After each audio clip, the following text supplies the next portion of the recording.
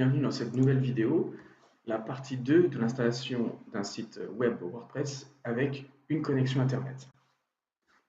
Il y aura 3 parties dans cette vidéo. Première partie, le transfert du script sur votre PC, l'installation du WordPress avec le script d'installation en se connectant à distance à la machine, et enfin l'installation graphique ou web du site WordPress et les premiers paramétrages. Voilà, on va commencer par le transfert du script d'installation avec WinSCP. Alors WinSCP, c'est un utilitaire gratuit qu'on trouve sur Internet pour transférer des fichiers de votre PC sur le serveur Linux que vous avez chez vous. Alors, je commence, je fais un transfert SCP. Je fais 172.16.130 pour me connecter à la machine. Donc là, moi, c'est mon adressage, mais vous aurez 192.168.1 quelque chose. Au niveau de la machine, mon utilisateur, c'est mon utilisateur qu'on a renseigné lors de l'installation avec son mot de passe. Je me connecte dessus. Voilà. Donc WinSCP, on va browser le bureau et je transfère mon script directement sur la machine. Voilà. Le script est transféré. Une fois que le script est transféré, j'arrête la machine. J'arrête WinSCP, pardon. Et ensuite, je vais me connecter à distance avec Putty sur la machine. Alors, voilà. Je me connecte avec Putty sur la machine à distance.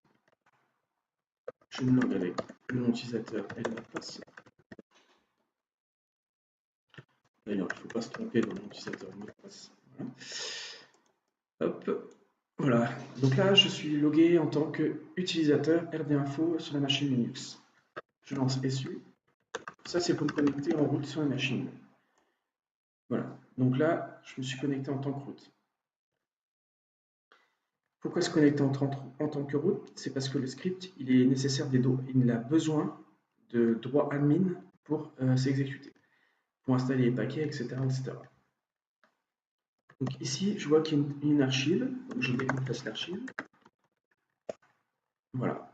Donc là, il m'a créé un répertoire install site web WP. Voilà, donc là vous avez WordPress-i, ça c'est les sources d'installation, et vous avez le script d'installation. Je lance le script. Je rends le script exécutable avec la commande chmod u+x rwpi. Je lance le script. Vous avez l'installation des prérequis ici. Quel est votre choix? Je fais 1. Donc, l'installation des prérequis, il va installer Apache 2, PHP 7 et MariaDB. Je lance le script. Je réponds oui à l'installation des paquets. Donc là, il va installer tous les paquets nécessaires pour WordPress. On fait une courte pause et on se retrouve après. On est de retour pour l'installation et la configuration de la base de données WordPress. Comme c'est la première installation, il n'y a pas de mot de passe route pour l'instant, donc on crée. Ici, on renseigne le mot de passe route, donc on met yes, le mot de passe 1, 2, 3, 4 pour moi, 1, 2, 3, 4. On désactive les utilisateurs anonymes, on fait yes, on désactive l'accès à distance, on supprime la base de test et on charge les privilèges. Voilà, la base de données est configurée. Maintenant, on va relancer le script pour finir l'installation de WordPress. Installation. Quel est le mot de passe route de la base de données? On vient de le renseigner, donc c'est 1, 2, 3, 4. Quel est le mot de passe de l'utilisateur WordPress dans la base de données? Ici, c'est l'utilisateur WordPress, c'est l'utilisateur qui va avoir les droits sur la base de données WordPress. Donc il faut lui renseigner un mot de passe, c'est 1, 2, 3, 4, 5. Voilà, c'est terminé. On a fini l'installation WordPress en ligne de commande. On va passer à l'installation en web. Exit, exit.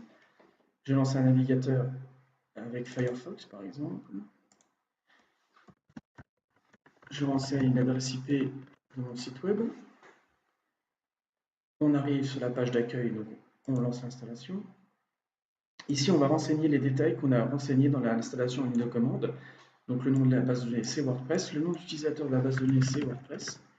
Le mot de passe, c'est 1, 2, 3, 4, 5. Donc c'est le mot de passe qu'on a renseigné dans l'installation en ligne de commande. L'adresse de la base de données, c'est localhost. Et les préfixes d'étape, je laisse par défaut AWP. On valide. On lance l'installation. Ici, le titre du site web, vous mettez ce que vous voulez. L'identifiant, ce sera l'identifiant, attention, ce sera l'identifiant administrateur que vous utiliserez pour vous connecter au site web. Donc, il faut mettre RD-info, le mot de passe, enfin, il faut mettre le nom que vous voulez. Ici, vous mettez le nom que vous voulez aussi, le mot de passe que vous voulez. Donc, je confirme l'utilisation du mot de passe faible. Je renseigne l'adresse mail ici. Et je laisse décocher la visibilité pour les moteurs de recherche. On en parlera dans la troisième vidéo. Ça, c'est plutôt un paramètre avancé de WordPress. C'est au niveau du SEO. Donc, on parlera plus tard de ça. Et j'installe WordPress.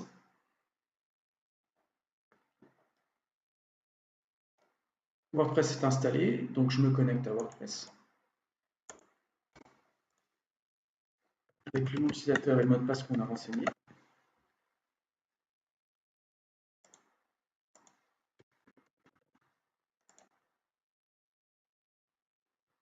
Petit bug. Petit bug dans la vidéo. Donc, on arrive ici à l'installation de WordPress. Il faut d'abord le mettre à jour. On le met à jour maintenant.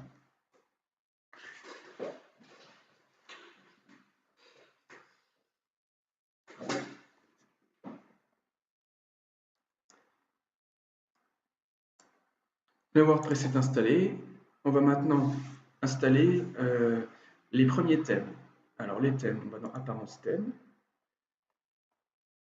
Pour la formation, on va utiliser un thème qui s'appelle OceanVP. Donc bien sûr, il n'est pas présent dans les thèmes installés, mais il faut l'ajouter. On va faire la recherche.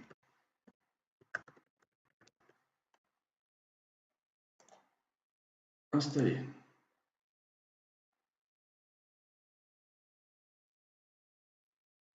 On l'active. Voilà, donc là il est installé et activé, et on va supprimer les autres thèmes. Supprimer, ok. Ok. Ok. Et on supprime aussi ces thèmes-là. Voilà, donc là il est installé et il est prêt à être utilisé. Alors, j'enlève. Maintenant, on va utiliser les extensions. On va installer une seule extension, Ocean Extra, qui permet de configurer les pages de OceanVP au niveau de l'entête, des pieds de page et des marges. J'installe.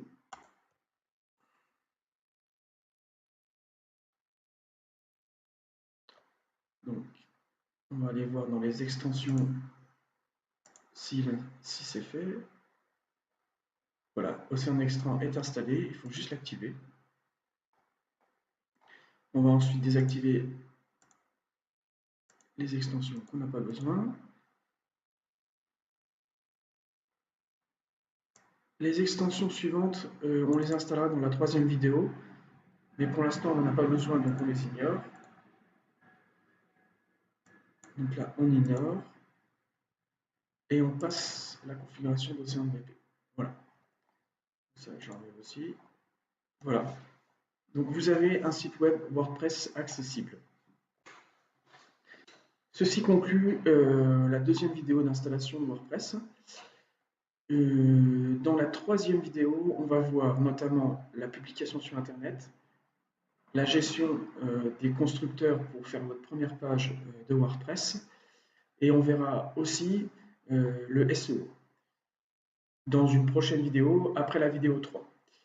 Voilà, je vous souhaite une bonne journée, j'espère que le contenu vous a plu, mettez un petit like et n'hésitez pas à vous abonner à ma chaîne.